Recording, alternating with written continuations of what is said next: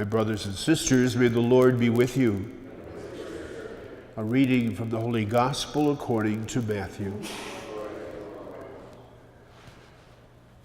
Jesus was going through a field of grain on the Sabbath.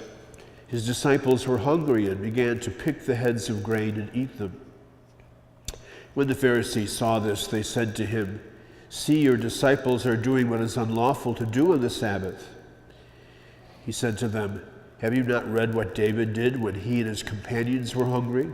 How he went into the house of God and ate the bread of offering, which neither he nor his companions, but only the priest could lawfully eat? Or have you not read in the law that on the Sabbath the priests serving in the temple violate the Sabbath and are still considered innocent? I say to you, something greater than the temple is here. If you knew what this meant, 'I desire mercy, not sacrifice,' you would not have condemned these innocent men. For the Son of Man is Lord of the Sabbath." The Gospel of the Lord.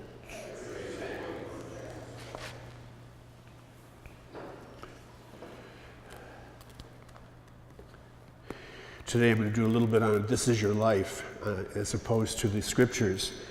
Today is my 44th anniversary of priesthood. 44 years ago I was ordained at St. John's in Alden, and the plan had been that I was going to be ordained in Rome, and it was all set for that, and the pastor in Alden wrote me a handwritten letter asking me to think about coming back home to be ordained, and so I canceled everything over in Rome and came home. It was very hot, extremely hot, and I had served as a deacon in Edinburgh, Scotland, and the pastor, as a farewell gift, gave me a bolt of really fine Scottish wool.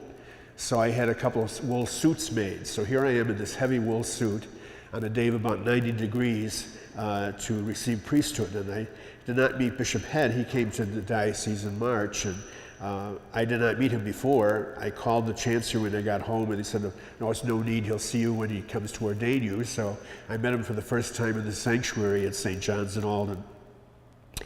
I'm told that when I was in second grade, I talked about becoming a priest. I don't remember that, but supposedly I did.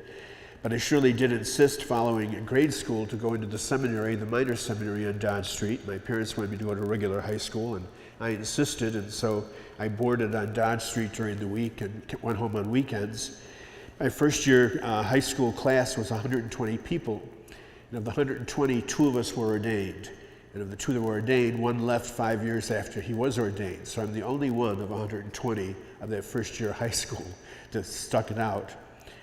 My priesthood has been a rich one with many experiences that I never anticipated nor was looking for. But in every instance, when I said yes and took part in those experiences, from being head of the tribunal to running a retreat house to taking care of the permanent diaconate program to having finally a parish after 22 years in priesthood when I was at Fort Truly Helpers, and now again back into chancery work, that in each instance it has been a rich experience, and I do not regret one day of it.